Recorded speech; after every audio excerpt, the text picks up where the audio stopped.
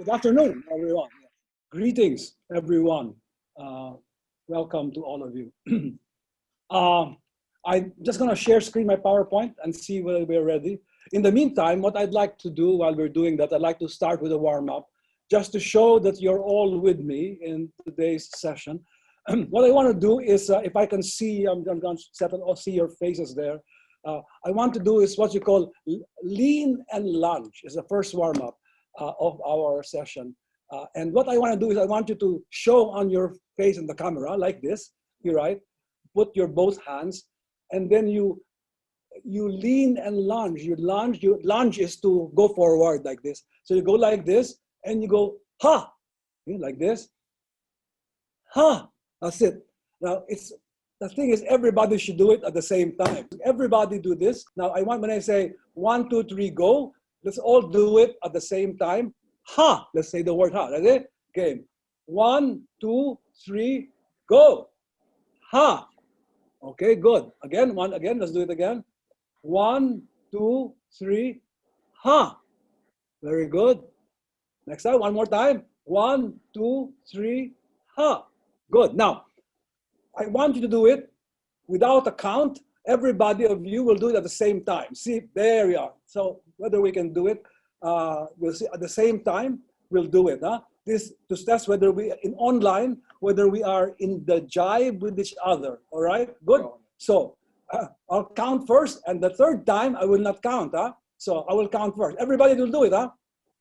1, 2, 3, lunge. There. Yeah, that's right. You go, your head will really go to the screen like that. Second time, 1, 2, 3, lunge. Oh, next, no more count. Kayo na lang. You count on yourself, on your own. Everybody, game. 1, 2, 3, ha. Again, dapat sabay-sabay. Dapat lahat ng faces, sabay-sabay kayo nakitang gumaganyan. Right, ready? Count, game. 1, 2, 3, ha. There we are. Thank you very much. Now we're all together. Good. Before we start, I'd like to tell a story. And the story will summarize things that you all know. The story of a Filipino fisherman somewhere in the coast of Zambales. All right. One day, a boat is docked in a tiny fisherman's village. All right.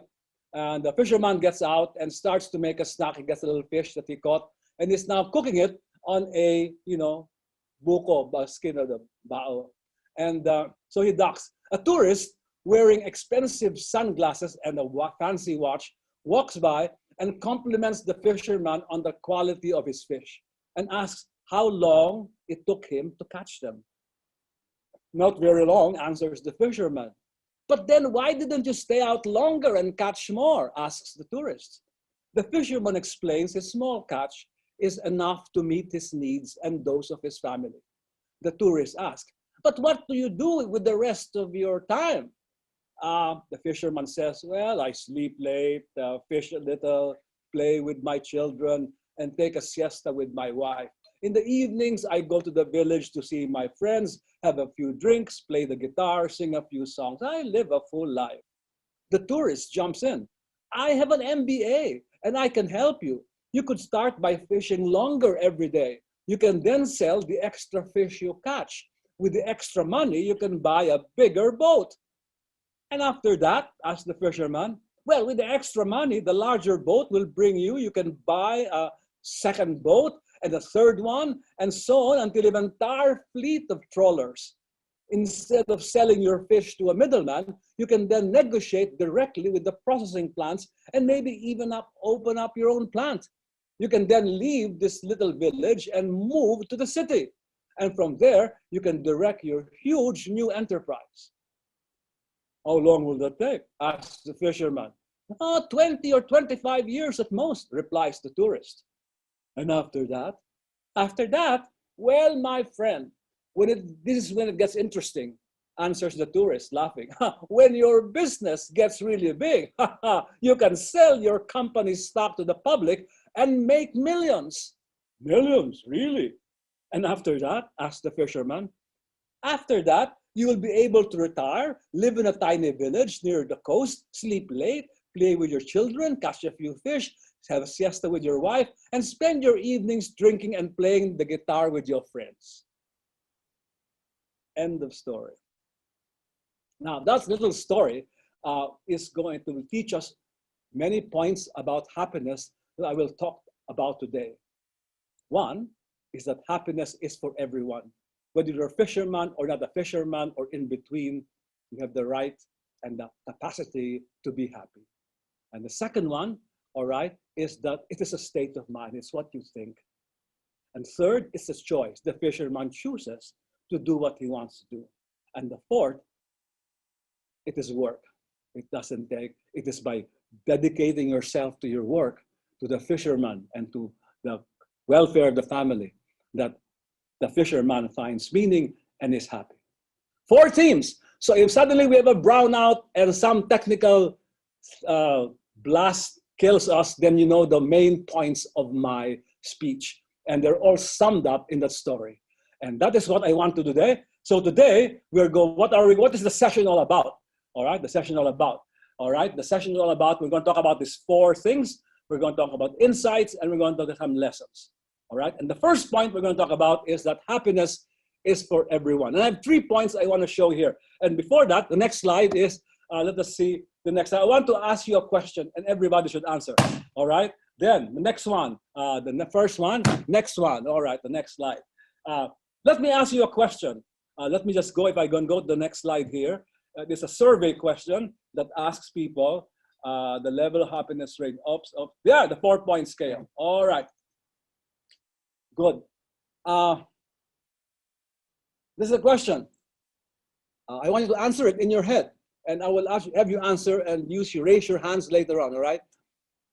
If you were to consider your life in general these days, how happy or unhappy would you say you are on the whole? Would you say you are very happy? Would you say you are fairly happy? Would you say you are not very happy? Or would you say that you're not happy at all? Okay?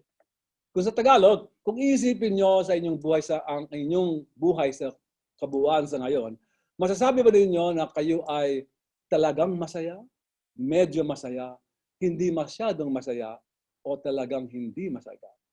All right, this is a question that the social weather station asks of its respondents every survey round. So think of your answer, find your answer here, and put it in your head. All right, and I will ask you that. I'll give you about 30 seconds to answer, okay? Good. Well, as you're thinking, I will give the choices. The choices are, now, are you very happy, fairly happy, not very happy, or not happy at all? All right? So think about it. So you have your answer, right? Now, I want to just write you can raise your hand, so, or put press that reaction when you raise your hand, so I will know that you are with me in this talk. How many answered that right now they are very happy? So you can just put that answer, click that on your shirt, or raise your hand, or have a sign. All right, have a sign. There you are. I see. There you are. How many say that you are very happy? Okay, there. How many of you will say that you are fairly happy? Fairly happy. All right, raise your hand or press the reaction shot to say that you are very happy. All right, let's raise your hand, put your hand there. All right, and then, all right, and how many, and I will not go to others anymore because that's not my point. All right, so the first 2 are very important. How many of you, repeat, that's one. How many are you, check, very happy or fairly happy? All right, I want to check that and make sure you put your hand there, whether you answer both. There you are, okay? Now, next slide. All right, let's see. Now, the results for 2019 show this in SWS. They said 44% of Filipinos had very happy or talagang masaya. And 47 said they were fairly happy. In other words, you have there 91% of the Filipinos saying that they are happy or fairly happy. Ang taas, ano? Ang taas. So sometimes I think, why am I giving this lecture for when 91% of the Filipinos say they're very happy? Okay, so perhaps we should clarify, the question does not define happiness. So we do not know what Filipinos say when they say they are happy. Basta yun ang salitang yun, happiness, masaya. Kung ano man ang ibig sabihin ng ang ibig na intindihan ng mga tao doon, yun ang kanilang sasagot. But anyway, still a general idea, most Filipinos say that they are very happy. Let me try another question with you. Let's go to the next slide. This is now, okay. There's another question that will come out later on. Let me just go about this thing. There's a country ladder rating scale or something that I thought that I wanted to give you also, and see if I can find that. There's a slide. Let me ask you another question. I'll go back to those ladder ratings there later on. Okay. This ladder rating asks you, imagine a ladder, all right, with steps number 0 to 10, from 0 to 10, all right? And the 0 is the worst possible life, and the 10 is the best possible life. Now, they ask this question to people around the world, including the Philippines, all right? I want you to answer, where would you put yourself now? 0, 1, 2, 3, 4, 5, 6, 7, 8, 9, 10. Of course, the Joy-Nostalg group is not what they call this, a representative of the Philippines, but it will give you an idea how your results compare to what the Philippines rated. Okay, there you are. Okay, so in your head, I will not ask you to write any number. Just in your head, think about where you will be. Now, I will try to, let me just get a sense of where you are. How many answered? Again, raise your hand again or press on your reaction shot. How many answered between 5 to 7? 5 to 7. 5 to 7. Just press. Yeah, you get answer? Yes. Many people answer that. Many 5 to that. I got many answers. Good. 5 to 7. Okay. Very nice. Good. Now, let me show you what the Philippines answered. The next slide will show you what the Philippines answered, all right? There you are. You see, in the whole world, this is a survey done in by the, I think this was given in the last happiness lecture we had last year, and I'm gonna just bring it back because I'm gonna make another point about it. The point is that the Philippines answered about 6. So if you answered about 6, you are very much within the range of what the national population answered. If you go 5 or 7, you're within the range, all right? But you can see that we are number 52 in the list of 100 plus, almost 200 countries here. So we're very high in the world in happiness, right? We're number 52, and above us are, the Nordic countries, and below us, Japan, Malaysia, Vietnam, China, all the other Southeast Asian countries. And you can see that even United States, we are higher than the US here, or higher than China with their vaccines. All right, we're higher. So you can see Filipinos score high here on the happiness rating. Right? Not bad, right? Okay. Let me go back a few slides to the correlates, the demographic correlates. Yeah, here we are. When I just did research on this and I tried to see if I broke down the very happy ratings and I tried to cross-tabulate that with background characteristics, what will I get? Will happiness be more pronounced among males or females, married among single? And the answer was that, voila. You can see my correlations. If you make this percent out of 100, yun ang impact ng mga variables na ito. Look at sex, all right? 5% out of 100 showing that males are more happy than females, all right? Only 5%. Look at age, 9%. Look at number of children. Children are supposed to bring happiness. But when you ask people by number of children happiness, only 1% impact. Size of town, 8%. Marital status, 8%. You think economics is going to make a problem. Look at the next slide. When you go to socioeconomics, all right? These are education, only 9%. Employment, 9%. Scale of income, high, medium, low, 9%. And so subjective social class, 3%. Ang bababa, hindi ba? Which means whether you're rich and poor, male or female, rural or urban, and high education, low education, work or not working, you can say you are very happy. Which means happiness has nothing to do with your characteristics, a point we'll make later on. All right, let's go on more slides after the ladder rating scale. After this thing, Look at the happiness. I showed this to you. All right. Most Filipinos happy. Let's go to the next slide. All right. Happiness. That's there again. Let's go to the next slide. All right. Let's go to the next slide. That's yeah. Here. This is from social weather stations. Okay. Yung ating almost 91% very happy. If you want to look at the dark green lines down below, you see there are fluctuations. This is from the same question asked from July 1991, so long ago. Some of you may not have been born, up to March 2019. The fluctuations you see are not radical. Meron pa iba-iba. Pero relatively pare-pareho. All right? Yung very happy. I've been researching on this for a long time. And always Filipinos, fairly happy, very happy. 91%, 87%. When I first came, it was 85%. And then now it's even higher. It's the same. In other words, the Filipino, this is what the next slide will tell you. This is a concept called hedonic adaptation. Hedonic adaptation. You know, our life goes in a line like this, and minsan tumataas, minsan bababa. Pag tumataas, let's say it's a birthday, so masaya tayo. So yung ating 5 or 6, gumagang 7, nagiging 8. After a while, after the birthday, the next day, baba ka na naman sa baseline mo, sa set mo, sa base set, yung 5 or 6.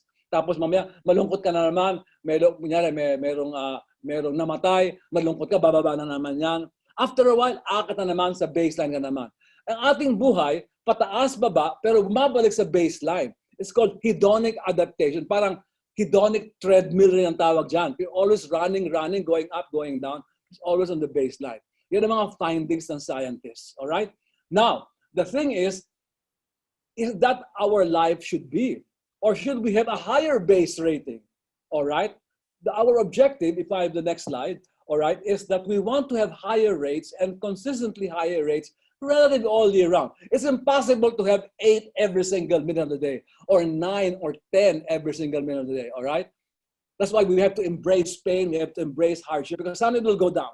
But eventually, we're going back to our baseline. And sana our baseline is higher, so our lives will be a little more contented, and we can do more actually when we are at a higher level, all right? So that's the first point.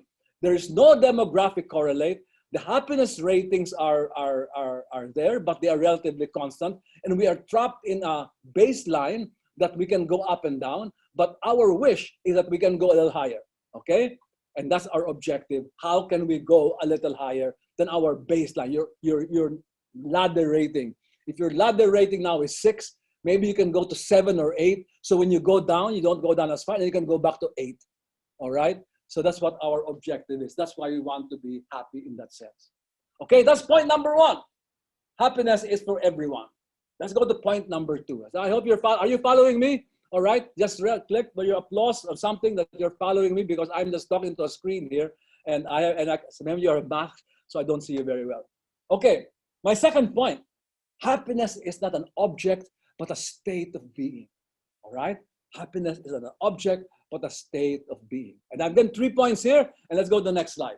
Okay, the first point I want is, when are people happy? When you have a job that you love, or a good relationship with your partner, a house and lot, or a lot of money, all right? Or maybe just playing with kids. Then people say they're happy in that respect. But that kind of thinking implies that happiness is other things that make you happy. Something external or outside of yourself makes you happy. The house, the job, the house and lot, your partner, your lover, your sweetheart, your mistress, your money. Something outside you makes you happy. All right? Now, does experience always like that? The thing is, I can have a job, and a job I like. Then if something like a pandemic comes on and the company falls apart, you have no job, what are you? Wala ka na. All right? Down ka na kasi wala na yung external thing to which you love. Down. People can love your partner very much, but we know cases where, let's say, husband and wife, they live together for so long, all right? Then the husband or the wife dies, and the wife says, I don't like to live anymore. I'm not happy because my life is dependent on my partner, and he's gone, so I'm gone. Yourself is gone because your partner is gone, because you relied on your happiness on the external partner, not yourself. You didn't develop yourself. All right? You develop, nakadikit ka doon sa partner. All right? So that's the first point I want to make. Happiness is not something outside, not an object. The kids will make you happy, but you're happy because you're happy with them. It's not them. You're happy for you. The kids may not like you, but you're happy with them. All right? Because that's what it is. Happiness is a state. It's what you are. It's not stuck to an object outside you. So that's the first thing I want to tell you. One way to increase your happiness, don't attach yourself to an object. Next slide. Let's see where it goes. Okay, this is the disease of more. The context before is I do great work, I'll be successful, and I'll be happy. All right? The thing is, if I'm a success, and I will want more success, and I want more success. That happened to me. For example, I got an award. When I was in college, I got honor card. After a while, I want another honor card. Next year, I got another honor card. It became to a point that I didn't meet my friends anymore. My social life died because I had to review for chemistry. I had to review for physics. Then I have no more social life. Was I happy? No, because when I got the honor, next time I said, naku, dapat second honors lang ako, dapat first honor. So I just work hard for it. To tell the truth, I didn't enjoy much of my college life. All right? They called me a nerd because I was always, because happiness to me was an honor card. And when I became a professional, then I won one award. And I have many friends like this. The next thing they know, after one award, after happening, wala na, malungkot na naman sila, balik sa ano dati. Tapos, I want another award. Pero another award, at naiingit pa ako sa mga ibang nagkaka-award. Because your happiness depends on others. It happens when you compare yourself with others. Oh, you're more successful than I am. Feel so bad because you're more successful. Why? Because your definition of happiness depends on the other person, on the success of the other person. When in fact, you should be happy yourself. The opposite of the disease of more, next slide, is the other way. You be happy first. You be happy. When you are happy, you will do great work and you become a big success. All right? Like, it depends on how you define success. The way the fisherman is successful, he's happy. He just goes to do all of this, he's happy. And then he thinks he's successful. All right? Now, of course, he can be more ambitious, but it's just his. If that will give him extra happiness. All right?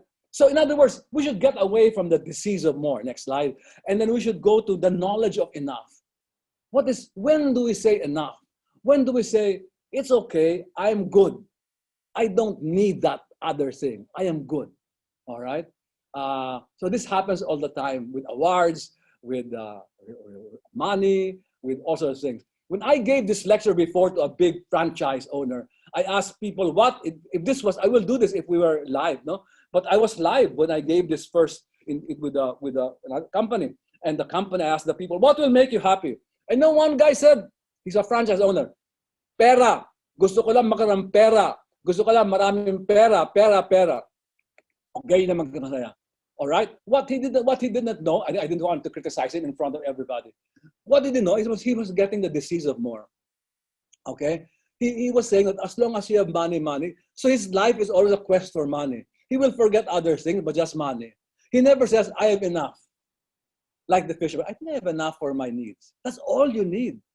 All right? You have a big house. What happens when your children leaves and everybody else leaves and then your husband dies or your wife dies? You're alone in a big house. Very lonely. All right? Speaking of lonely, there's something different between being lonely and being alone. Lonely is you're really unhappy. Alone is I enjoy being alone. All right? I can live being alone. Iba yung aloneness to aloneness. All right? But aloneness is I can read, I can do many things. I'm so good. All right? That's alone and lonely. Okay, good. So that's it. Next slide. So again, you get to my main point. Let me tell you how the breakdown of happiness from a searcher, Sonia Lubiomiersky, all right? And this is her long-term research. She says, if you look at happiness, you will find that 50% is genetic. What our parents are is us, 50%. 10% is outside circumstances, all right? It's the money, the job, the friends, the traveling, outside circumstances. 40%, according to Professor Lubiomiersky, is your intentional activity, your thoughts, your actions, your relationships, all right? That is, in other words, kung alam natin yung genetic, 50% of our happiness is under our control. Under our control. All right? So it's up to us. Sometimes the outside circumstances, you can say we cannot control that. If we cannot control it, that's fine. But at least there's 40% which we can control, which is us. All right? It's us. Outside circumstances will be there, but it is us that are important. Okay? So remember that. Happiness is our choice. Happiness is a state of being.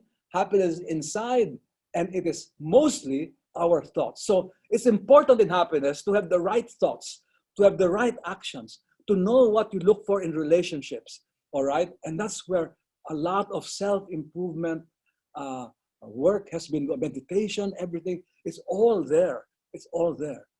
And speaking of meditation, will somebody in the Jello maybe remind me 5 minutes before time, then we can have a little meditation exercise after. Next slide. Here's what money is like. Next slide again. Here, you see, if you go for money, if you have money, you're only feeding 10% of your happiness thing. You will be happy with money, but that only feeds 10%. All right? All right. Let's go. The more important thing about money, researchers said, is how you spend it. All right? If you spend money, let's say you spend money, they said, buy experiences. Not objects so much, but experiences. Like if you want to travel, because it will make you see beauty and fill up your soul or something. Like a book, which you can, whatever, an experience, or buy a vacation, things like those are nice because your happiness is not based on object, but on the experience that will feed your soul. All right? So the money is not, I'm not saying you'll be poor. I'm just saying you spend the money wisely. All right? So it's not the money that you do, it's not the money, but what you do with the money, and what you do points to your state of being, enhance your state of being, all right? So remember, if the outside, the external things will only feed 10% of your happiness, the rest is your attitude towards it, all right? We have many lines in the mall buying lotto, all right? They want to win the money, all right? Many times do not win, all right? There are some people who may be discouraged, but some people want to go on. But if they get the money, they would only feed 10%. That might be all right for them. But depends on what they do with the money, that will happen to the 40% that happens. All right? Okay, good. Next slide. Let's see where the money is. So if you look at the definition of happiness, ganun rin ang sinasabi lahat ng sinasabi. Experience of joy, contentment, general sense of being fulfilled, life is good, that sort of thing. In other words, happiness is not only a feeling. I feel good. No, it's a sense. Yung bang meron kang diwa na parang napupuno. All right? Hindi yung always, I'll talk different, hindi pleasure. We'll see types later on, but you see ganon, it's a sense. All right? Not an object, something inside, and it's well-being. In fact, it's happiness, you don't chase it, hindi mo hinahabol. Hindi mo hinahabol ng happiness. Hinabulin mo yung happiness, try hard, hindi mangyayari. Hindi mangyayari yun. Darating ng darating kung ang ginagawa mo at ang isip mo ay tama. Darating yung happiness. Huwag mo nang habulin. Pero tamang isip mo, tamang kilos mo, darating rin yun. All right? And that's the sense that I'm getting from the researchers and the books that I read. If you think that you're doing something for the good of the world, for the good of your country, for the good of your family, for the good of the common good, your happiness is not dependent. It's your feeling, if your sense that of contribution, a sense of meaning, that will lead to happiness. But you don't have to think happiness. Just think the doing good, and the happiness will come automatic. Will come like that. You don't have to follow. You don't have to chase it. So fix the mind, fix your action, fix the relationships, and it will come. All right. Don't chase it. All right. So happiness, again, resides in us. What is us, do you think? Next slide. Everything. Everything is us. Our values, our goals, our feelings, our body, our sense of perspective, everything. Next slide. All right. And who is supposed to be in control? Next slide. Us. We are in control of that happiness. Next slide. I think there's something there. Okay. So happiness in a state of mind. But some say, oh, but nothing makes me happy. Someone says, yeah, nothing makes you happy. Then you're following the same trap. You're saying that nothing outside of you makes you happy. That's true. Look inside you. What is inside you that doesn't make you happy? All right? So you're going to be busy sa mundo. Ba't ka na be busy sa mundo? Fix your mind. Fix your mind. Okay? They say, sometimes I have people that I maybe naiinis ako sa ibang tao. And I think, ba't nasisira lang araw ko pag naisip ko yun. At naisip ko, nagbasa ako ng libro on meditation. Sabi sa akin, sabi ng libro, isipin mo na lang yung kinainisan mo is also suffering. Kung ikaw you're suffering, the other person is also suffering. Baka may nangyari sa kanya. Dapat siguro para mas maawa ka, magsimpatya ka sa kanya. Ba't magigilingin yung iyong sama ng loob sa kanya? Iwan mo na lang siya. Isipin na lang, pareho kayo nagsasuffer. So I'll be more sympathetic. When I see her, I'll smile. So when I saw the person I was there, I just smiled at her. Hello. And it changed my feelings towards her, my attitude towards her. I didn't look for happiness. I just looked for fixing my mind. And hindi na ako nabibisi sa kanya. Hindi ako nabibisi sa kanya.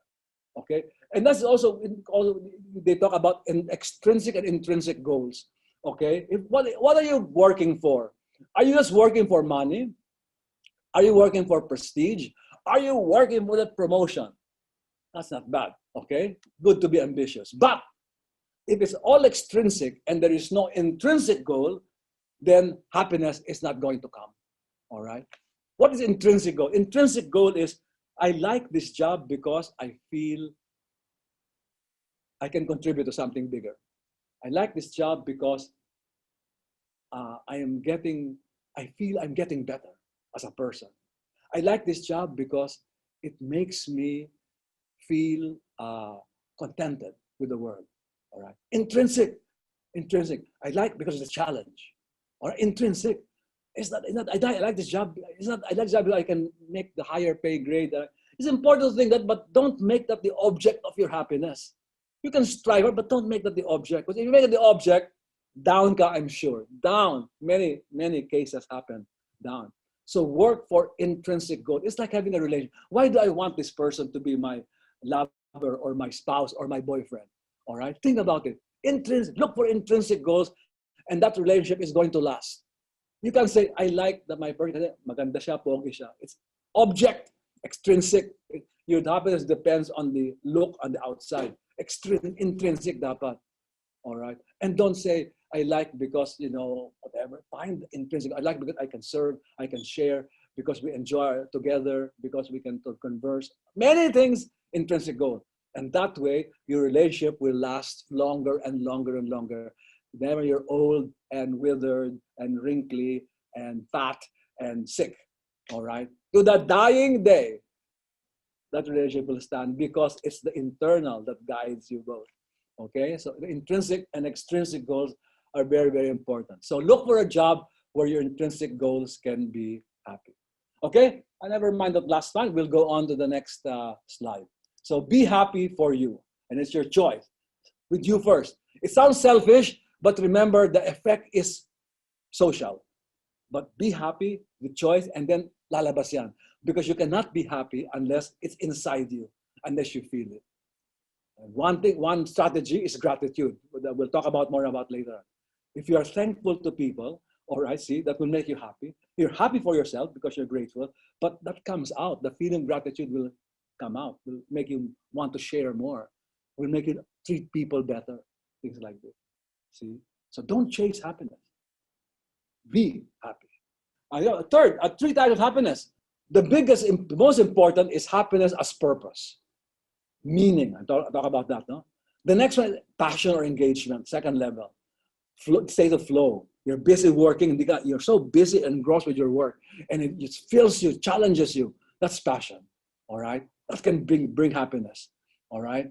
But second, and the least type, least the most temporal and least important is pleasure, all right? We like this, barkada. Important na yun. I have little pleasure, but no, the pleasures will not last.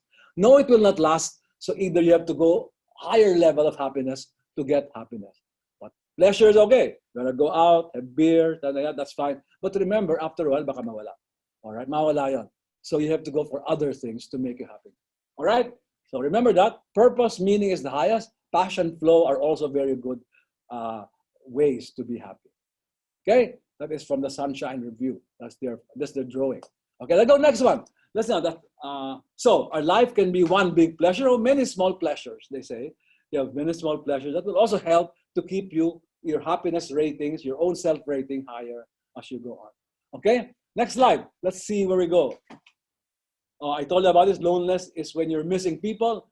Aloneness is when you're enjoying himself. As I said, the sun is alone too, but it still shines. Okay? So if you're alone, if you're saying, oh, nako, baka wala mag-asa, I'll be a spinster, I will be left behind. Oh, don't worry about it. All right? If you enjoy being alone, it doesn't matter if you don't get married. It doesn't. Many women are, and I had a friend.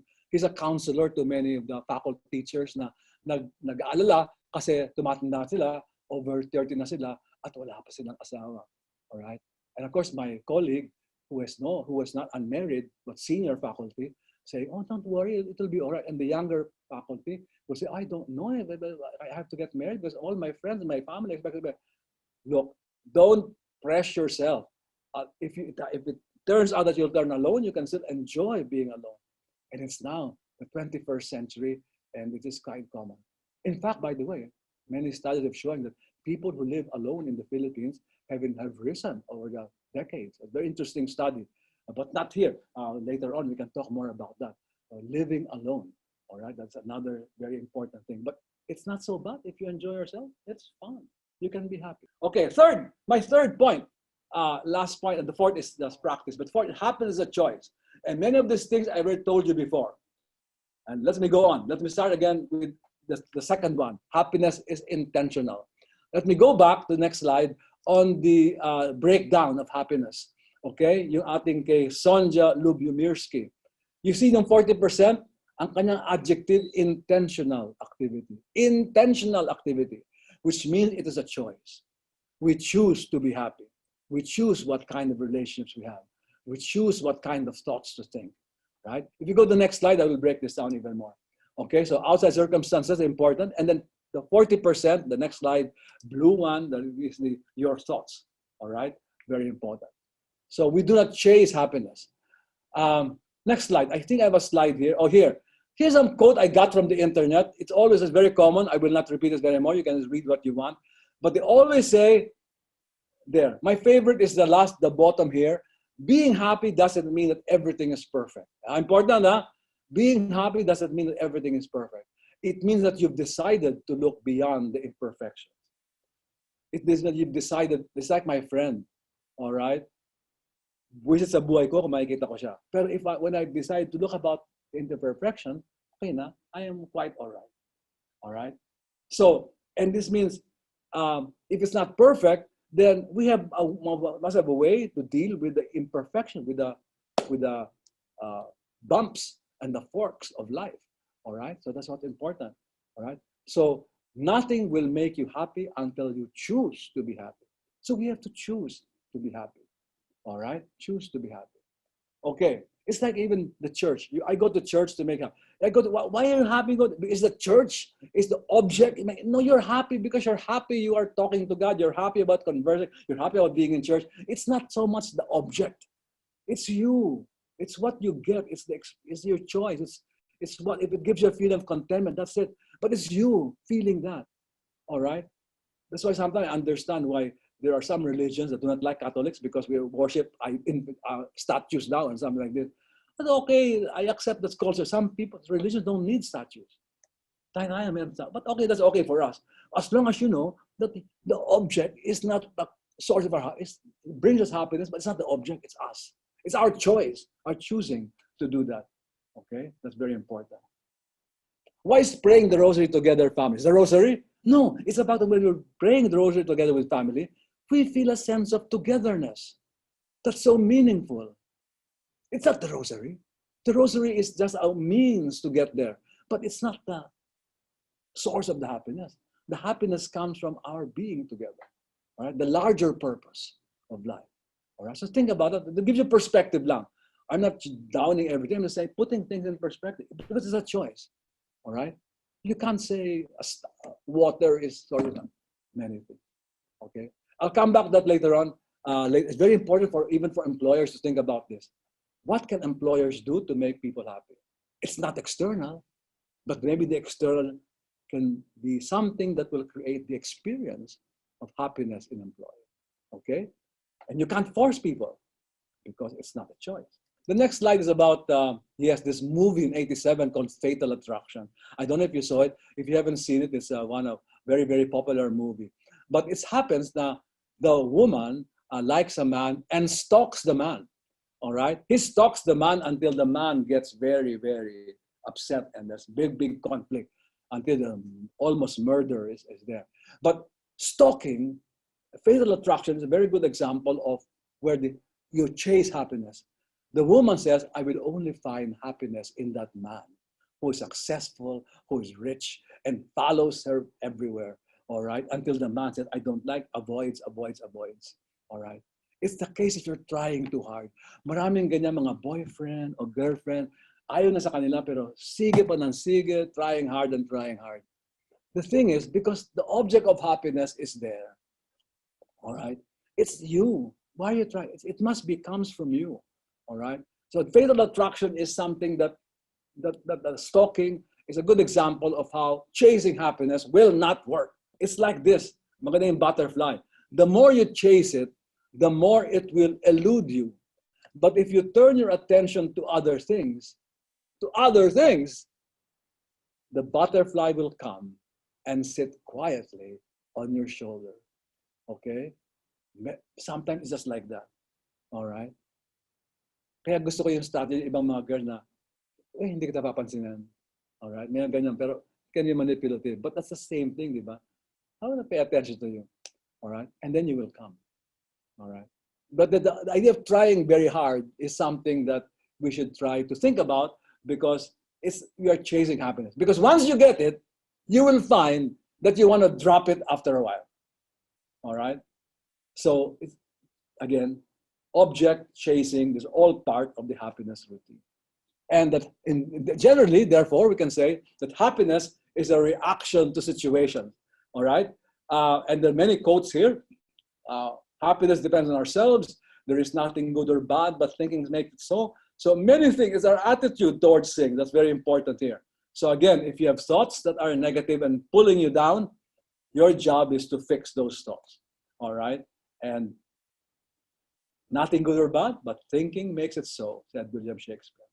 There's a concept in sociology called self-fulfilling prophecy, all right? And it's summed up in this phrase down below.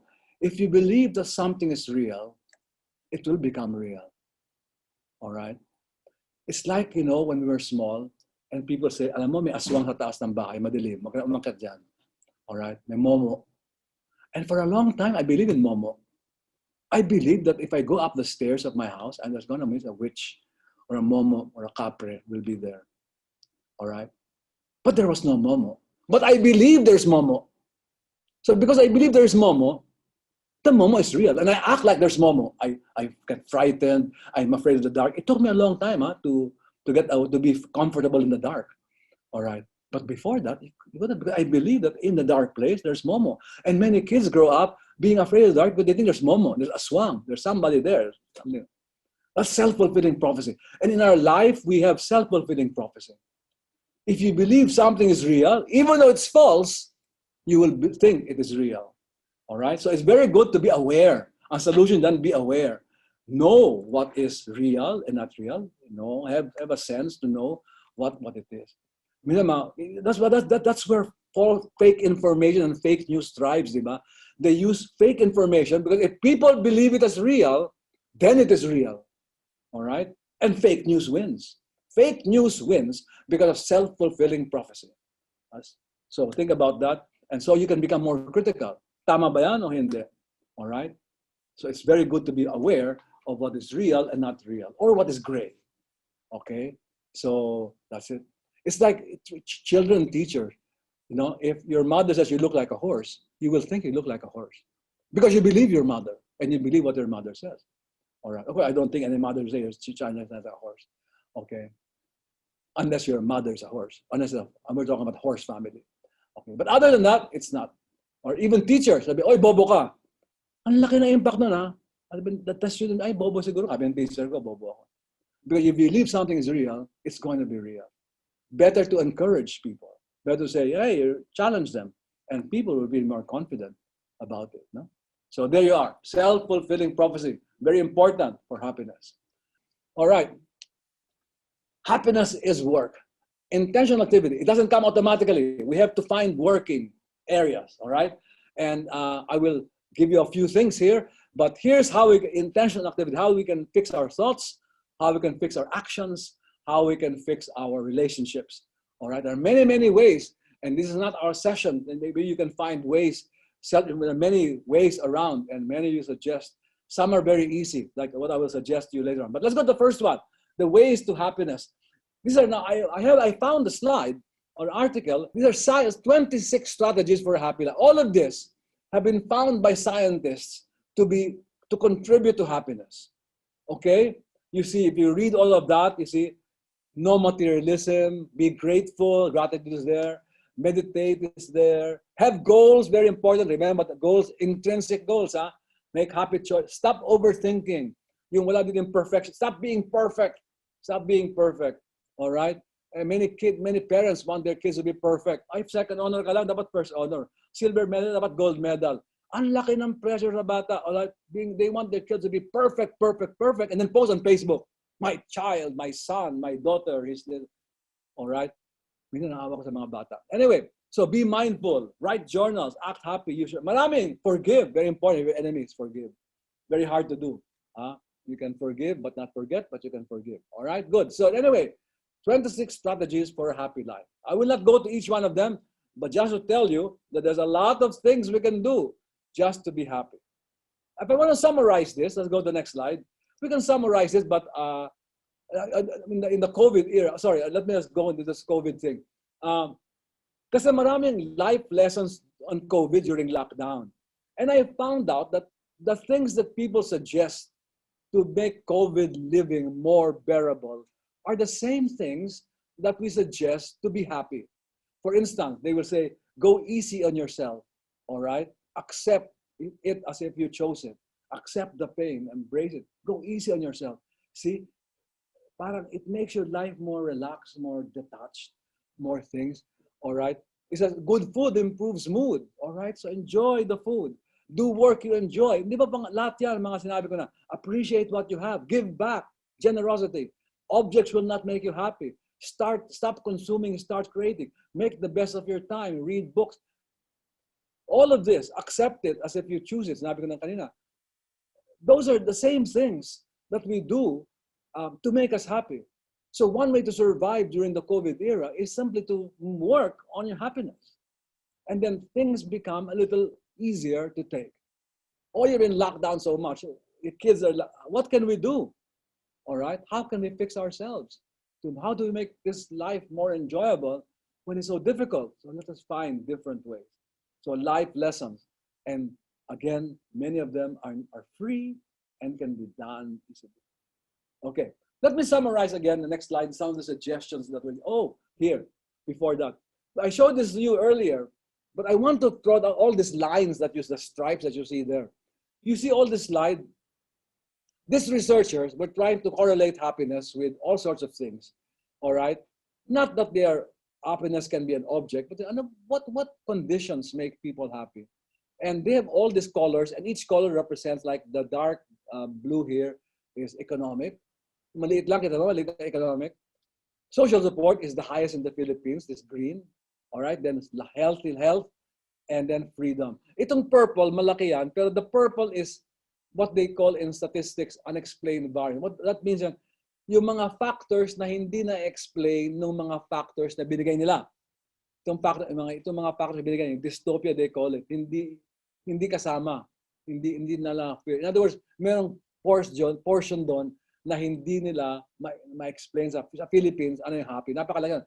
In other words, marami pang factors sa Philippines na pwede maging masaya tayo pero hindi na pag-aralan ng researchers. Na religion. Religion is very important in the Philippines. Alright? Kung nilagay mo religion, siguro liliit pa ng konti ang violet na yan. Alright? But anyway, walang religion. So anyway, ito lang mga per capita. But what is this saying? It's not that happiness, economic will lead to happiness, and social support will lead to happiness. It just means that once you have the conditions for this, you have the conditions for a secure material life. Alright, water, people are safe, social support, things like this. There's family, there's support when the economic is down. People are generous. People are healthy. That's why this COVID is very important. The vaccines are important because if we are unhealthy, the conditions are, we're going to be so worried. It might be hard to find the thoughts to get over it. All right. But the idea being is that what this is saying, that there are conditions that will help us be in a better state of happiness. Hindi cause and effect. Hindi cause and effect. Basta nakakatulong yan sa ating kaluwangan ng loob. All right? So very important. And this is also very important for officers. How can officers make their employees happy? All right? What sort of support are you giving to make them healthy, to be generous, to make people feel safe? All right? Autonomy is very important. All right? And our boss, the people have a sense that they're autonomous in what they're doing, that they have a choice in what they're saying, that they have a chance of getting better. All right? In other words, yung mga ganong klase are very important to, not as a cause of happiness, but as conditions which will make people feel or sense or imagine or be happy. All right? Kasi naayos na yun. Ayos na yun. They can worry about other things. Also, if all those strategies, dalawang solution, dalawang categories sa aking patingin. One, a lot of suggestions are to improve the self. And the other are to create the structures and systems for the self to grow. Right? Dalawa ang ating ways of giving people, again, these are not cause and effect, just a condition that will make people happy. There will be there. Improve the self. We have mindfulness, self-awareness, giving gratitude, having a purpose, practicing emotional self-control, having intrinsic goals, positivity, looking at things in a positive way, journaling, writing down what you did today, writing down happy thoughts, and being healthy. They're all ways to improve yourself. Exercise, all of these things are improving the self. And then on structures, you can have like leadership that cares of autonomy, that generates trust, very important. That bonds are formed. Kaya yung pag tayo may R&R sa office, ang laki ng tulong nun. That's a situation where you can build bonds. Dapat lang maganda yung R&R. Alright, hindi yung, ito na naman. But idea yung R&R, how do you get bonds in the office, social bonds? Health opportunities, improving skill, playing, personal growth. Many of those things, those are structures that leaders can do, corporations can do, schools can do. Alright? Like ngayon, mga teachers, nahirap-hirap maghanda ng mga online classes. Ano magagawa ng school para ang kanilang hindi na masyado na aburido sa kanilang paggagawa? Alright? So, dapat may strategies na gano'n. Alright? Na dapat gawin. So again, those are many strategies can be done. Alright? And we can choose what is more convenient for us. But remember, it's a choice, it is work, and we have to do it constantly. Constantly. It's like exercise. You cannot build muscle unless you do it regularly. All right. So exercise. So regularly. Happiness is like the same thing. You have to do it constantly. Every time your thoughts fixed.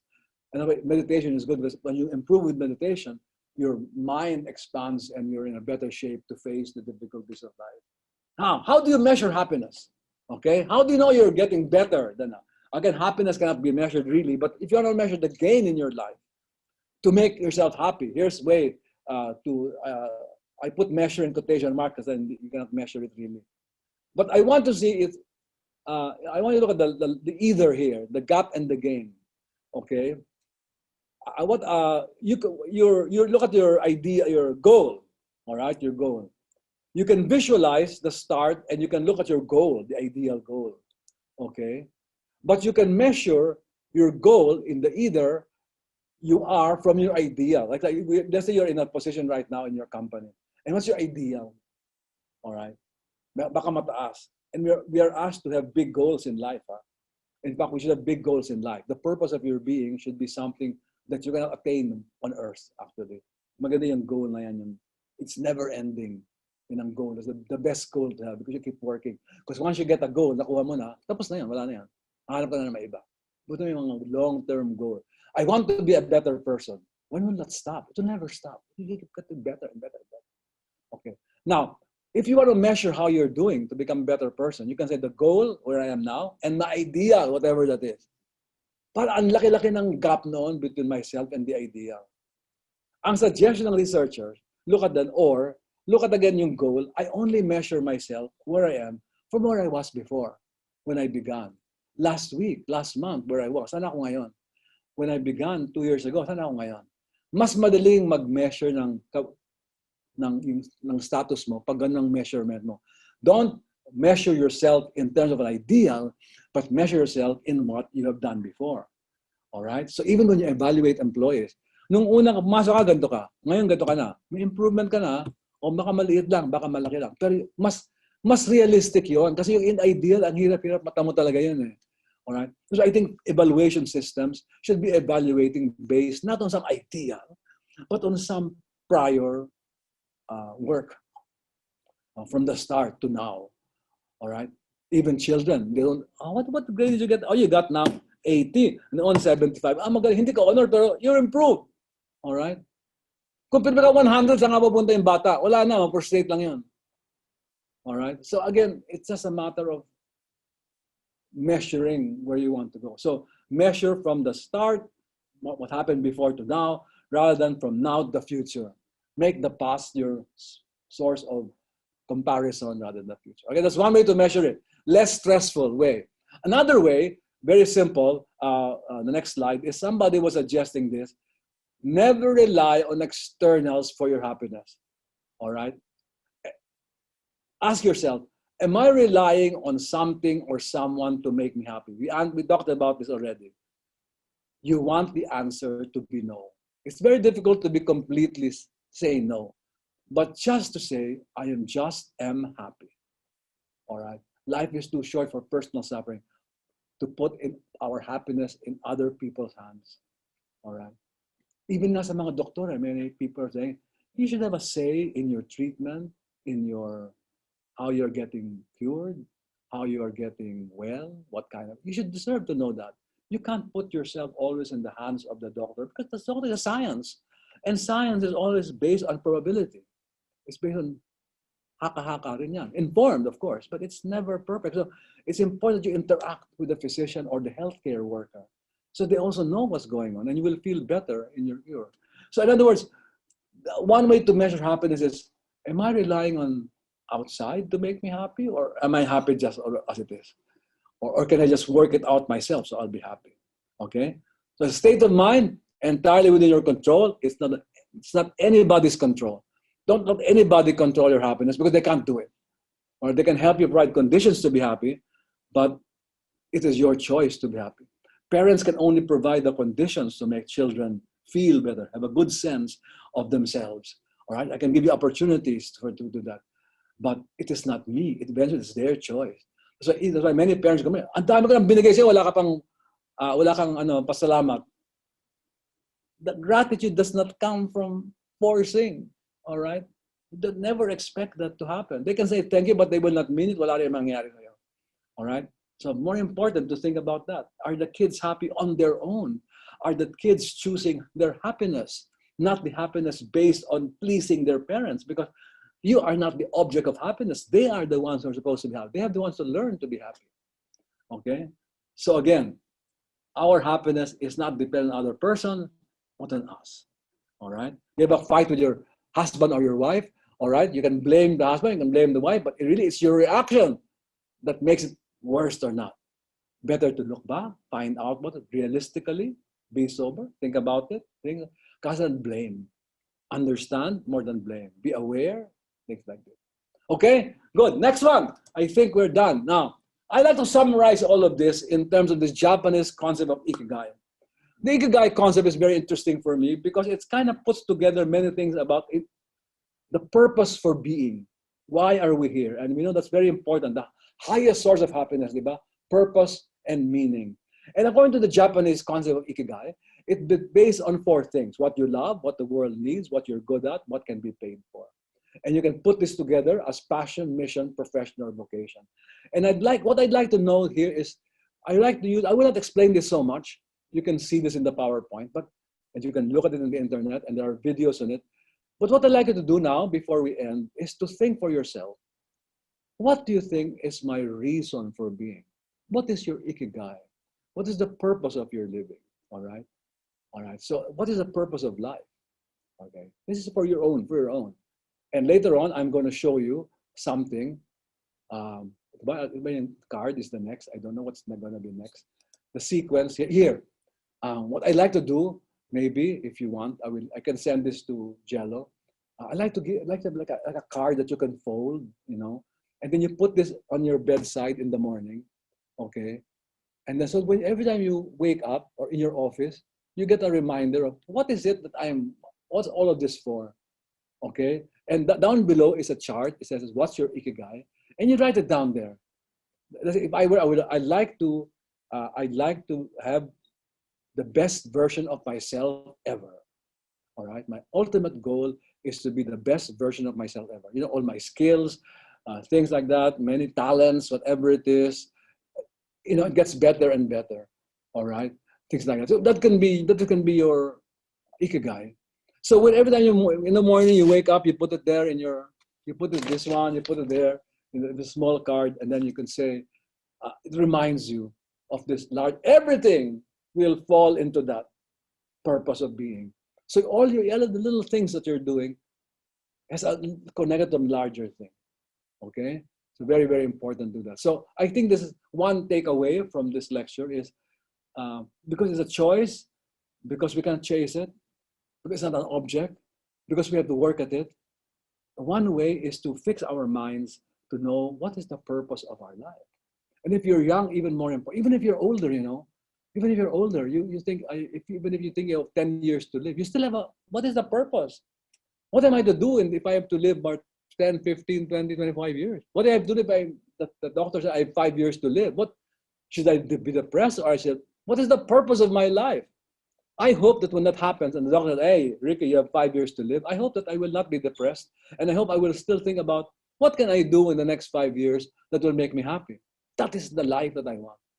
All right? Not I have 5 years na lang. Malungkot na lang, just stay at home. Watch TV or something. No, it's always be that search. And I think that's what we should all achieve. Let's say I'm alone and I'm 85 and alone and think, what will I do? Just grow depressed? Or think, what can I do to make myself happier? Even though I know I have short things to live. That would make a nice movie, by the way, siguro. No? Very hopeful, very feel-good movie, very positive. Maybe somebody will do a movie. Maybe my friend Joy Labangan will do something like that. Okay, so the slide, and I'll show you how the slide will go next. And see, there you go. You have something like this. All right, your Ikigai right in front of the card, and place it where you can see it every morning. Or even if you don't like it shown by other people in your desk, when you open your desk, you see it. I remember what it is. And guaranteed, it will make you sense or feel charged and purposeful. All right, and a little bounce in your step, maybe, because you're moving with a purpose. This is what directors try to do, actors to do. Can you move with a purpose? I know it's only on stage. I know the set is not real, but can you move with a purpose? All right, this is very important for theater people to think.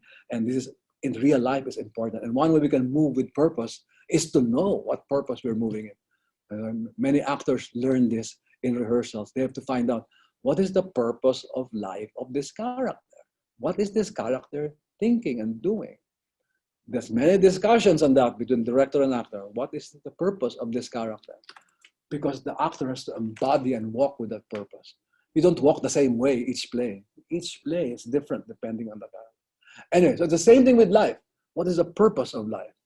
Okay? Next one. All right, we're about to end. And so what is your Ikigai? So think about that as we're going on. And perhaps I wouldn't ask for it, but when you get your card, all right, or when you can make your own card, I will send you a draft of the form that you can copy and fold on a piece of paper. You can tell what is your Ikigai. What is the summarize what you love, what you're good at, what the world needs and find. Important what the world needs, very important. What the world needs. So it's not only maliit, it's really also what the world needs. Even though I'm only taking care of my family, what is the larger purpose of me taking care of my family? What's the larger purpose? I'm taking care of my family, so my community becomes better. All right? So my children will be able to help others more. Yun ang ganong klase, yung malaking goal, hindi lang doon lang yun. All right?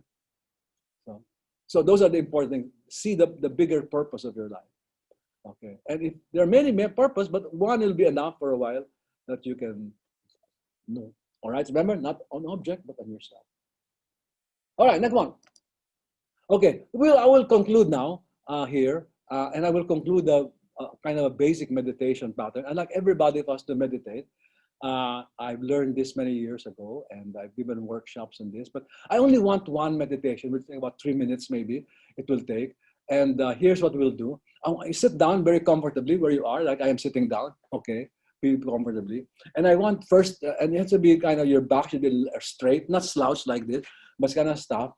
And the reason why we have to be erect is so that the air can go easier when we breathe in, breathe out. Kasi pag ganyan, the air has harder to go. But if you're like this, the air gets out like this. And you can close your eyes, or you cannot close your eyes. If you open your eyes, just fix on one point, but stare blankly. If you want to close your eyes, bet if you want. Me, I like closing my eyes because it's better. Okay, so, and then I want you to breathe. The breathing is, you take 3 breaths in and 4 breaths out. So 1, 2, 3, hold it, and 4, 1 second, and 4, 1, 2, 3. 3, hold, and 4 going out. 1, 2, 3, and 4 with the nose. So breathe in the nose, going out the mouth, 4.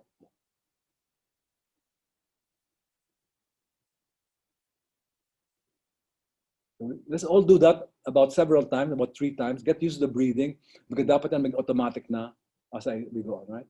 And then when we get used to it, I'll just give you some instructions and you think as I talk and as you breathe, all right? And don't get away from the breathing. If you feel like, oh, I'm thinking about something else, just say, okay, let me go back to the breathing.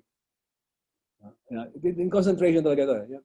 Go back to the breathing para hindi ka mawala as I'm talking. Or maybe my voice keeps you in the breathing. Bahara kayo. All right, so let's breathe again. Let's practice. Breathe in, 1, 2, 3. 4 going out with the mouth. Breathe with the nose. Exhale to the mouth. Okay, do it, and I will say a few words for about 3 minutes. Okay?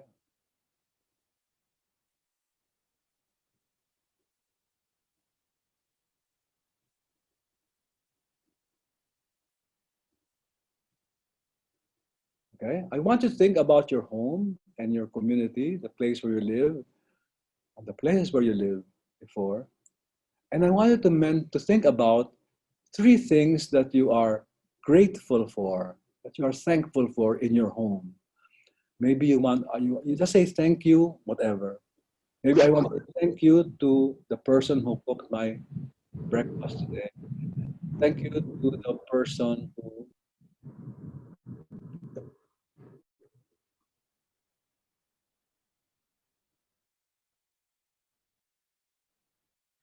in, breathe out. So do two things, huh? You're breathing in, breathing out, and thinking. So 3 things that you're happy about, that you're grateful for, but are grateful for in your home life. Okay? A few seconds.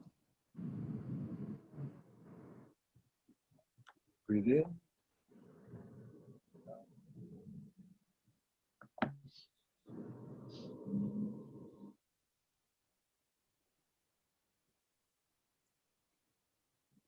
Okay, now I want you to go to the office and your place of work, wherever it is, and I want you to think of 3 things that you are grateful for in your office or in your place of work.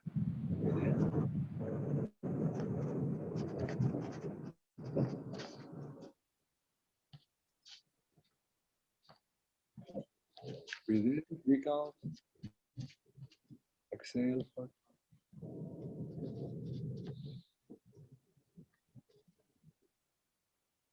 And now the last, I want you to think about yourself. And I want you to think about 3 things that you are grateful for about yourself. things about yourself that you are thankful for.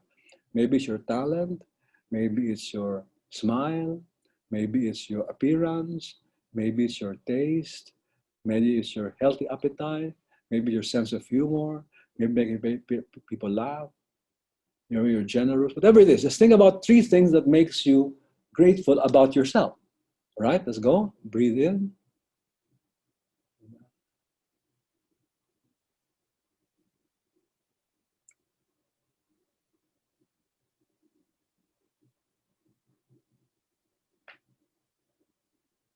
And now to conclude, I want to take all the things that you've been grateful for. Think about all of them. Put them in some sort of ball together in your head, all there in front of you, and just throw a blast, a ray of love to all. Just say, I love you, I wish you well. Just in your heart, think about all of these things there, grateful for. And in your heart, just throw out and say, I wish you well.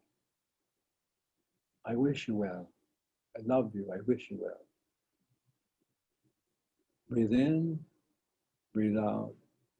Breathe in, breathe out. Breathe in, breathe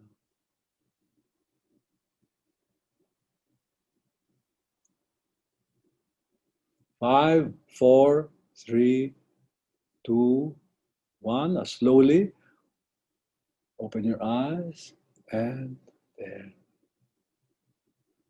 There. Actually, you can take this longer if you want. It makes you feel good. After you feel restful, and then you will feel that when you open your eyes, it's brighter, and you feel more positive towards the world around you and the people around you. All right, and that's the beginning. Remember, this will pass, so we have to keep at it because we want to go higher on our sense of happiness. And so, tasks may be placed with a lot of difficulty, but as they say, good timber does not grow with ease. So we will all try to be a best version of ourselves, and happiness like butterfly will land on our shoulder and stay there, I hope. So I hope all of you will find your butterflies on your shoulder. That's it. Be happy, everyone. And very nice to meet all of you here online. Thank you very much, Dr. Ricardo Abad, for that inspiring talk about happiness. It was definitely relaxing, it was soothing, and it was a great reminder on our purpose and our perspective on happiness. And this will definitely inspire the whole JNG community to find joy and gratitude amidst difficulties and to continue fulfilling our mission and calling so we may share happiness with the families and communities we serve. So thank you very much again, sir. So before we continue with our next segment, may we just remind everyone here in this Zoom room to please rename your names or your Zoom names to your unit and your full name, your first name and surname, so that our organizers could properly identify all the participants here today. Thank you. So now, to facilitate our next segment, may I invite our Organization Development Officer, Mr. Jello Pohol.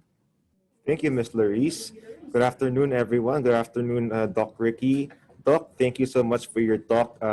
Many of the things you said really hit home for me, especially about contentment, being grateful, and of course, the intrinsic value of happiness. No? So thank you again, Doc Ricky. And for this afternoon, I'm very happy to say that we have guest panelists with us. No?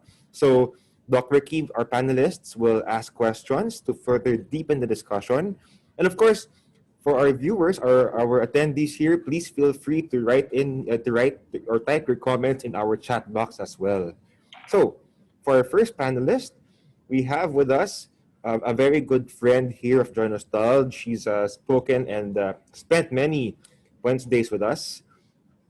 She is Miss Ilsa Reyes, psycho-spiritual healing facilitator, church worker, and award-winning communicator and author. So, good afternoon, Miss Ilsa, and welcome. Yes, good afternoon, Jello. Good afternoon, Joy-Nostalg family. And of course, good afternoon, Doc Ricky Abad. So is it okay, Jello, that I ask my question and give my insights now? Go ahead, ma'am. Go ahead. Yes, all right. So, Doc Ricky, thank you for the many important lessons that you passed on to us and the reminders about happiness. I really agree with you that happiness, first of all, is for everyone. It is a state of being. We should work at it, and it is a daily choice. In fact, the reminder to focus on intrinsic goals rather than attaching ourselves to externals is truly essential. Now, I actually read an article about happiness, and the author says, I forget actually the name of the author now, but it came out in on HuffPost.com that the danger of focusing too much on happiness is that we tend to associate it with fleeting emotions, and it's actually impossible for us to wake up with a smile every single day because we go through our sad phases in life. However, you did clarify the fact that, especially from your perspective, happiness means a general state of well-being. And I like the fact that you focused on Ikigai. I really like that. No? So thank you for that. My main question really is about this. On a daily basis, we do have our logistical, operational, and even psychological goals. So we have our baby goals every single day when we wake up. Now, sometimes we do not meet those goals. Sometimes we do meet them, and good for us if we do meet them. However, how do we strike a good balance between the pursuit of excellence and accepting our limitations, imperfections, and weaknesses? Because sometimes we tend to be disappointed that, hey, we did not reach our goals, especially if we're speaking about the corporate setting. So how do we strike that good balance between the pursuit of excellence and accepting our limitations and imperfections? So that is my question, Doc Ricky. Yes, thank you very much for your question. Um, I think all of us have to have some sort of a thermostat in us, parang that automatically knows how to balance things. Two things. One is meeting goals and goals of excellence can be something of comparing or trying to reach sort of an ideal of perfectionism, which can be very, very stressful.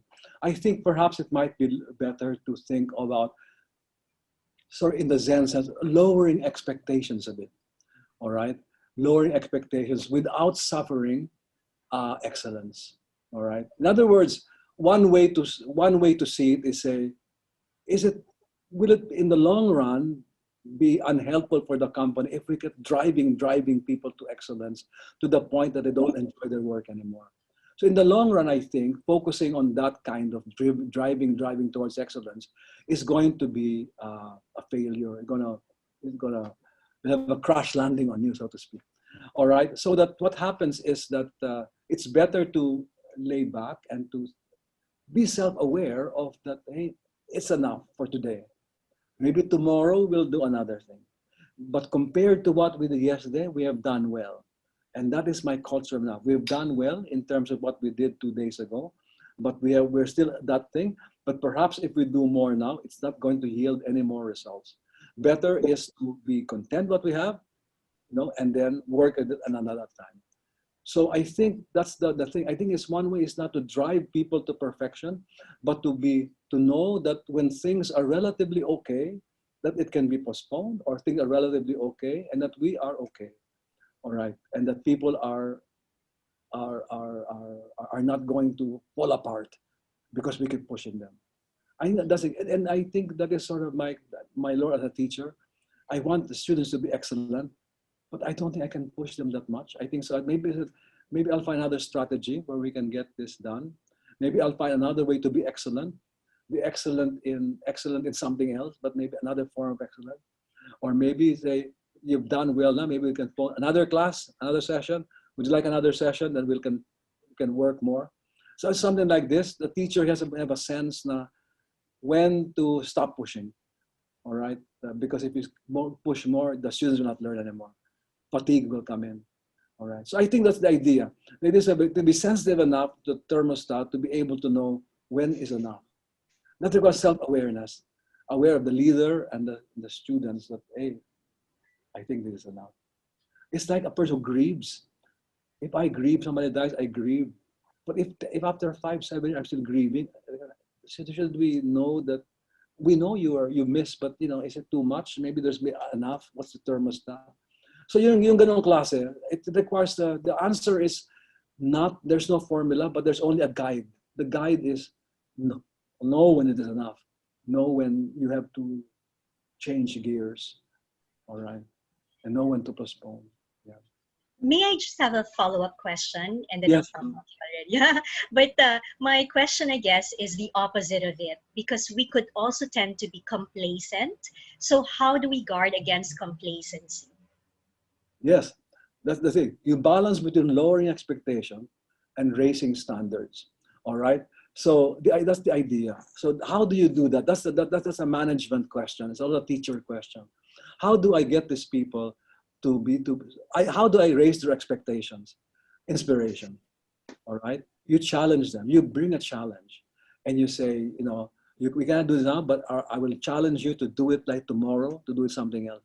You build challenges to keep the complacency up, but you don't force the perfection. You just build series of challenges, all right? Like the games, all right? You can reset. In real life, you don't reset. You have to just go on, all right? So that you can. So I think one way to avoid complacency is to give challenges, is to make people be aware of the greater good that will come out from those challenges, and why there is need to do this well, why to meet the target. Right? So I think that's it. You challenge, and also to find people, you're not doing this for just the company.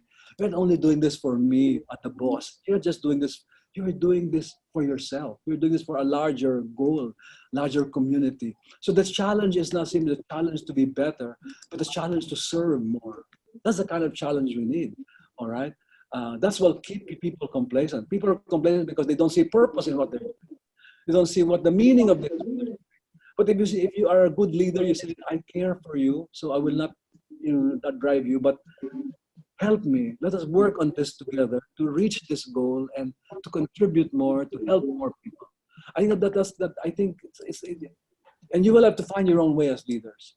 Some people use stories to deliver the message. Some people say, all right, it's enough. Let's just go and have a good meal or something like this. Bond together. And then maybe with the bonding together, we can think of the bigger purpose. That sort of thing, but keep the challenge to keep people not complacent. At the same time, don't drive them nuts, because that's going to backfire on you. Yeah. Because they'll think you're a user. You're only doing that because you only want to, target. So be part of that, a part of the group that will lead up to the challenge. All right. Right. Help each other do so. Not because I am the boss and I have to be graded by my other boss, because they will think you're doing it for your own reasons. So think about the larger thing, what the larger purpose is. And I hope your bosses will understand that as well. Thank you.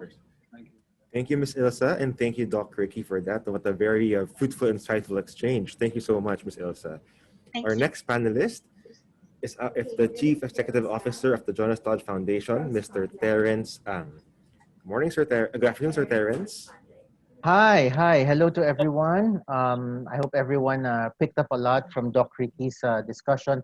Doc Ricky, thank you so much for providing us an outline at the beginning of your talk, where you talked about how number one, happiness is for everyone, where it is a state of being, where it is a choice, and where there's work to be done, to pursue certain things, to pursue one's happiness. I really appreciated, just like what Ilse said a while ago, being able to put into focus one's purpose in life, something that drives a person to move forward. But I also appreciated the fact that you ended your talk with a meditation that was very much grounded on gratitude, on thanksgiving, which we know is such an important force in happiness, and in life satisfaction.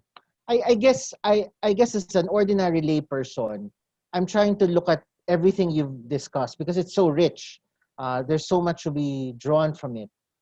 If we were to start somewhere very practical, somewhere very accessible, as a handle for ordinary people to access this whole world of possibility to be more happy?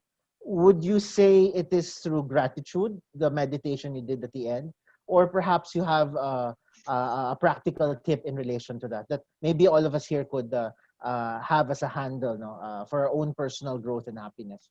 Thank you, Doc. Yeah, thank you very much. Yes, gratitude is really one of the widest, uh, the strongest advice that many books and experts give, and those are easier to adapt. I think, but it's not. It's just one. There's something such as loving kindness meditation. There's sort of random acts of kindness. There's another one called just smile. You don't always smile all the time, but whenever you can do it, smile, because the smile already forces you to think positive thoughts. All right. So I think one way is doing a very practical thing. First, what are the easiest ways for a person to work on themselves so that they can be in a state where they are receptive to happiness? Because if you attract many people, you also attract wealth, you also attract many things, you attract good luck, you attract many things, you see.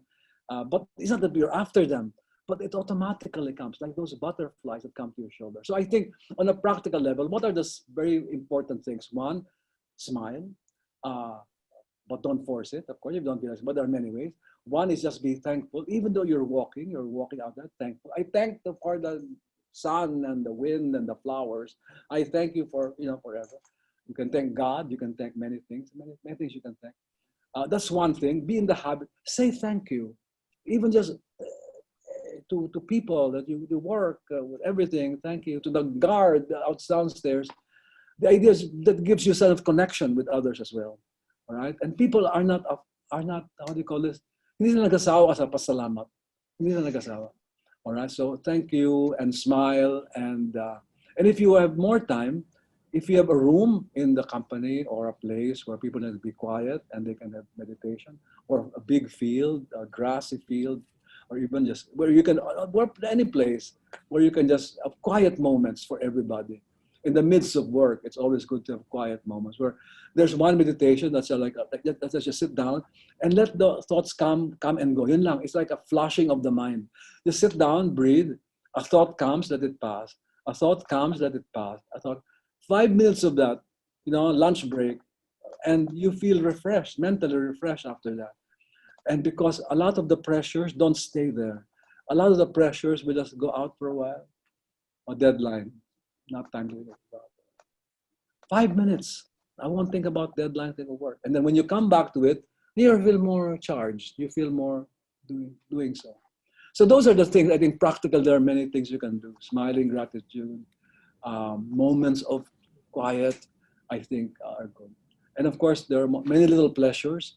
You like a little coffee here, something there, a little dessert here, little things like that, little pleasures of happiness. They're always very good. They will not last long, like a sleeping pill, but they will, little moments like that, they kind of help. Like nice food, a nice dessert you've been craving for, treating yourself, many ways to make yourself feel better. Or you bring to work a book that in your break you read because you like this book very much. It helps again to make you feel away from the pressures of life and being able to handle the pressures of life when they do come, and they will come all the time.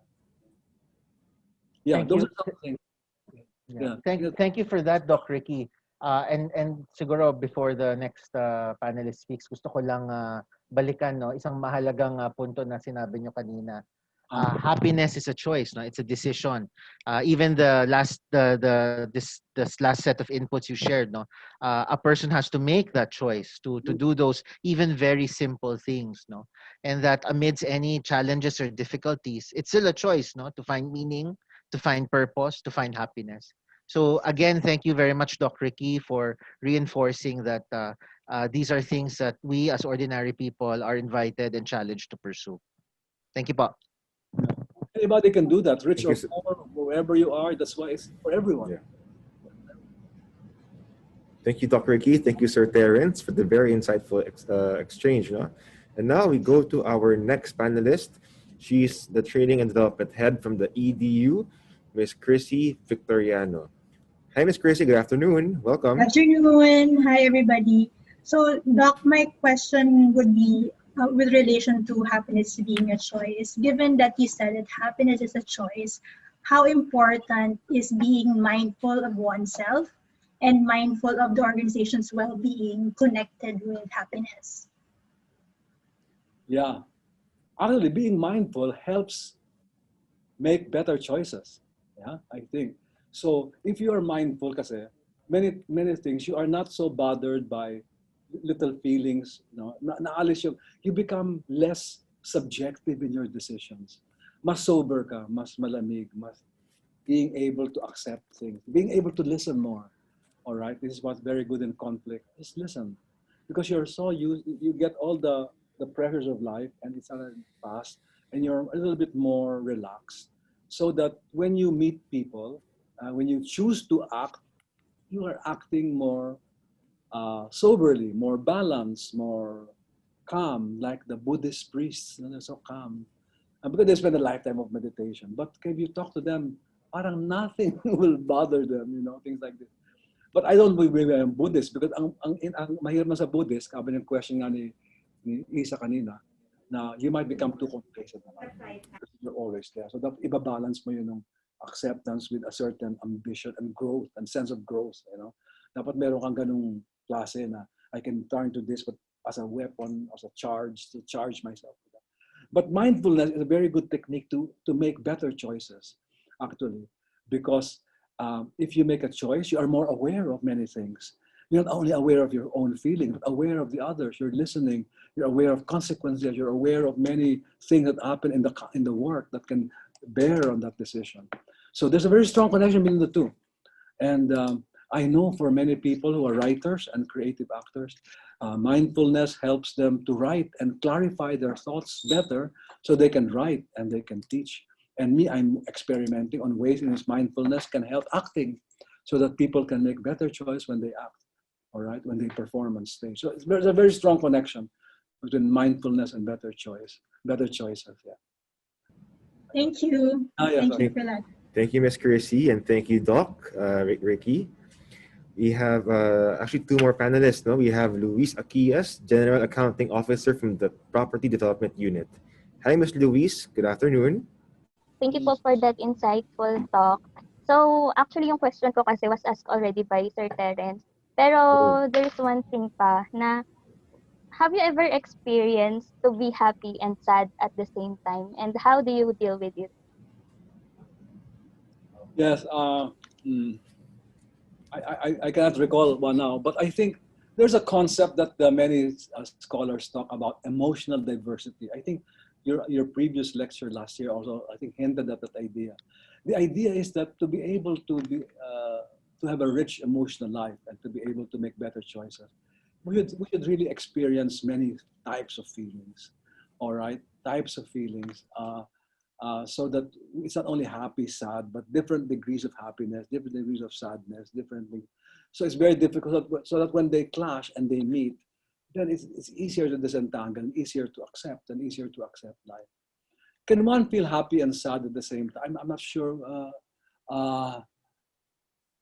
Some people are happy that they cry, so that is one, you want to call that to be an example of that. Some people are, yes, I think, a very famous thing is when a parent sees a child, their son or a daughter, about to leave abroad to study. I'm so sad that my child is going away, but I'm happy that he's having or she's having an opportunity to improve herself. That kind of, you're caught with that. Now, how do you handle that kind of thing when you have to sacrifice your own goal, your own desire? And that's what the sadness is, because something in you is lacking. At the same time, you also have a feeling that the other person must grow and expand. All right. My friend, an actor, when his daughter married, was crying in the wedding. Crying in the wedding. Happy that their daughter is mature. Happy the daughter is getting married. But so sad that the daughter is leaving her. So when they dance a ball, umiyak talaga siya. And dancing with the daughter. And the daughter is there dancing with him. smiling at him, knowing he's sad and happy, because the sadness shows his love, actually. Okay. So you can, but the thing is, if you are emotionally rich, you can express it, and this can happen. You can have complicated feelings like that, and then it'll come out. Yeah. So yes, you can be happy and sad at the same time, and but sad for the better. All right, sad for the better. You can sad not always negative. So you can be sad for the better. Yeah. Thank you, Doc. Yes. Thank you so much, Miss Louise and Doc Ricky. Actually, just to share a bit, no, Doc, when you were explaining that, I remember 5 years ago, I lost my uncle. I lost my grandfather 5 years ago. And of course, there was grief, there was sadness, no. But if we focus on being grateful, but being thankful for the many lovely memories we shared together, diba? Sometimes, diba, from being sad, when you remember your loved ones who have gone ahead, you smile and thank Yeah. God for the beautiful years spent with them. So, yeah, thank you, sir, for that very good reminder. You can be tears of love. Yes, no? Tears of Gratefulness, yes. Okay.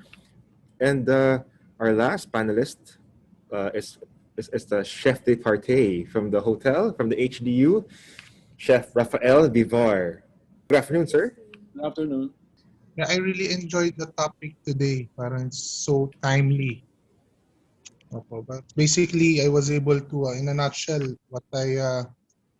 from what I understood, is basically be contented with that. You'd be happy. Parang yun po yung pinaka-naintindihan ko. I mean, with yung mga goals and then the gap and the gains. It's really nice. Parang it would help me in my daily life also. But I have a question po regarding si Ikigai. Since the factors of Ikigai are like yung something you're good at, something you love, what the world needs, something that you can be paid. So is it possible that you can have like more than one? Since those factors also can change, are also dynamic. Kasi for self-improvement po, you can improve yourself na like this and then eventually you become good at something else. So, yun po, magkakaroon ng ibang Yeah. Ang idea ng Ikigai kasi na if you, kunyari, you develop your profession and you become excellent in your profession, but you're not doing it because you love it and you're doing it because it's not really your talent or you're doing it only for the reward, you're not going to be a fulfilled person. Dapat lahat yon nangyayari para maging fulfilled ka. That's why we're always advised to do work that is also that we love to do and that we get paid well and that it's something that uses our talents. So if you're in a school, for instance, it's very good if the owners, the managers, the deans find ways that their teachers do work not only to become good teachers but good persons. That they're doing what they love to teach. That they're doing it not because of the job, but they're doing it because you are contributing to the knowledge and the growth of young people. Yung mga ganong klase. Napasabay-sabay lahat yun eh. Pag nagsasabi sa isa, medyo ka hindi masyadong content na sasabi mo. Kaya dapat maging self-aware ka rin. Aba, alam mo, ginagawa ko ito pero kulang pa ako sa galing. Maybe I should learn more skills. Okay? I like doing what, or alam mo, I'm doing this because I still not clear why am I doing this for. Okay? Or I'm doing this only for my students. Baka dapat mas malaki. Dapat not only my student, but for future students, but for citizens of the country, but many, many things. Make the goal bigger, make them unreachable. All right? So there, I think the Ikigai is premised on the concept that all four must be there in some way. And we will never achieve it in life, this balancing. Every day is work trying to balance the four. Okay. And then our only measure is that maybe we're a little better than we were yesterday or last week. And now we're better. Never mind the future. The future will take care of itself. All right. That's the butterfly that will come later on. But maybe now it's just that. Improving ourselves. A little bit of that. Maybe we feel that the reward's not enough. Maybe we'll work on that. But the reward is only part of it. The reward is also part of let me do more of what I love and I cannot do it unless I get a little reward. And not necessarily material. It can be a psychic reward. It can be a affection. It can be many kinds of rewards that can come to you. Opportunity later on. So I think that's it. The Ikigai is balancing the four throughout life. Okay. Ang dynamic po pala siya talaga. All right. Yes.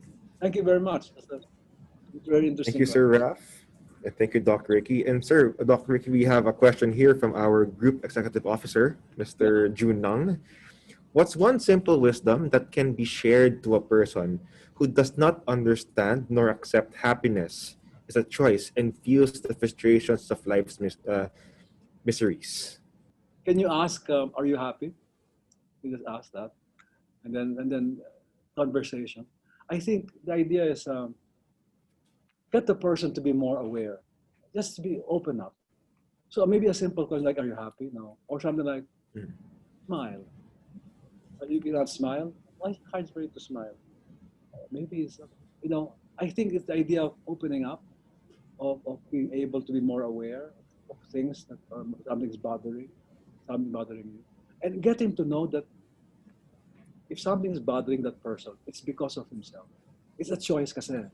Since we have to come back to that. Or maybe you can ask, you look so sad. Why are you choosing to be sad? I think the idea is that the practical thing is get the person to be aware by a simple question.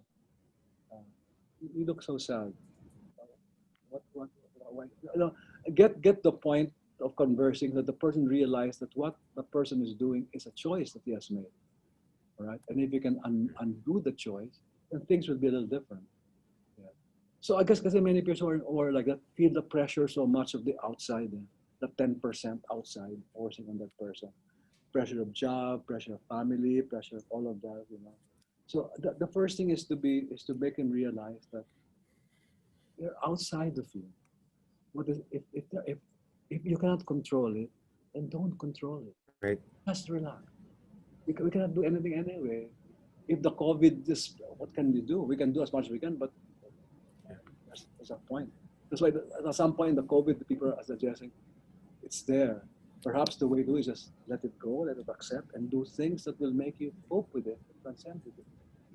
So parang ganun rin. I think when people are sad like that, it's because they feel the world is hitting them very hard. I think the best way is to make them aware that you cannot control it. Don't control it. Have a drink and enjoy. Have a drink. Whatever. Yeah. Just that, and then let's just talk about something else. Those things that can't do anything about that. Right. So thank you, Doc. Yeah. Unless you Yes, Doc. Thank you so much, Doc. Okay. There are some things that you cannot control, diba? And we have to accept the things that we cannot, what we can control and cannot control, diba? And if there are things that you cannot control, it depends on how we view the situation, what we ought to focus on, diba? Yes. So thank you for that, Dr. Ricky. Separate it from you. Separate that thing from you. Correct. All right. And deal with it. Thank you, Dr. Ricky. We have here Miss Ronna saying happiness is equals to contentment. Correct, no? Sometimes if you focus on the negatives, if you focus on what we don't have instead of focusing on what you have, diba? To be grateful.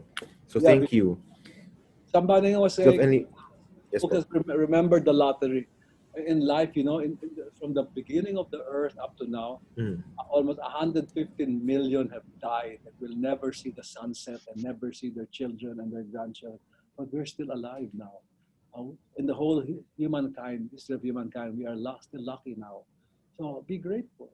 There's so much to be grateful for. Even though we're living in the Philippines and we say we're supposed to be third world countries, that it used to bother me. If I go to international conference, I say I'm from the Philippines, and they say, now I don't care. I guess, what can I do, This the Philippines is the Philippines. I'll just be happy being from the Philippines and say I'm Filipino and just do my best. And, and you get more respect for the Filipino that way rather than thinking, third world lang kami, maybe we just follow and imitate. No, be good. And then then the Filipino best, it will take care of itself. Don't go out there in international meetings thinking that you are from a third world country. All right. Right. Act yourself, and that's the best thing after. Don't go there. Thank you, Doc. Thank you, Doc. See, Miss Crazy has a follow-up question. While happiness is a choice, how does one's physical pain or emotional stress affects one's happiness? The negative vibes, kind of, because it's much more difficult because stress makes it more difficult for, let's say, gratitude to be made because you're so, it's blocked. So part of meditation is removing the blocks, removing the pain, removing the things that bother you. Not about removing them, but making them more bearable. Putting them in a perspective, seeing your pain as part of a larger things of many more pain. Like the pandemic is in this history, it's just a repeat of many pandemics we've had in the history of the world. All right. But we don't see the larger picture so much. That's why we're so bothered. We see the larger picture, we know that as humans, we are going to live. As humans, we will survive this, you know. So I think perhaps that's why optimism is very important, seeing the bright side of things, not to be unrealistic, but unhinging yourself from the negative so that you can create more. You cannot create if there are not emotional blocks there. And you cannot create or innovate solutions if you are not in a playful world, all right? So, Correct. So I think that's the thing. Stress removes the chances of people to be in a state to create, heal themselves, and more important, heal the world. All right, it's very difficult to do that.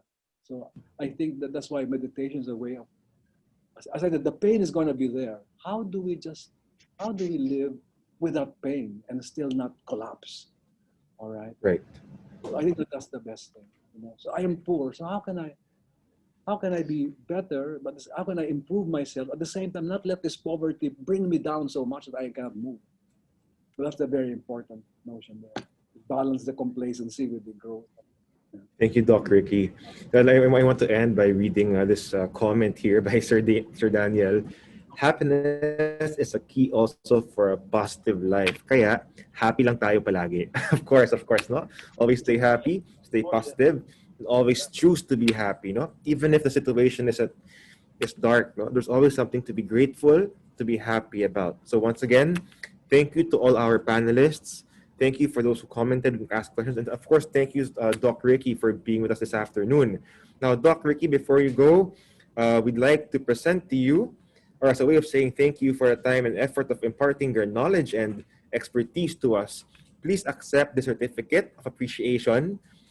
So the certificate of appreciation is hereby awarded to Dr. Ricky Abad as our joyful tribute and appreciation for sharing your presence and expertise with us, and for sparking light, hope, and love in our Joy-Nostalg Culture Day Mind session. May you always continue to be the light that sparkles and shines ever so bright, creating moments of happiness and memories of hope for others. Spark Joy Moreover, awarded this 5th day of March in the year of our Lord 2021. So once again, thank you, Doc Ricky, for being here. It's a pleasure and honor, and we hope that you could join our company once again. Thank you so much, Doc. Thank you very much. And I want to share that, of course, with my assistants here, RJ and John Robert Yao, for helping me with all of this presentation.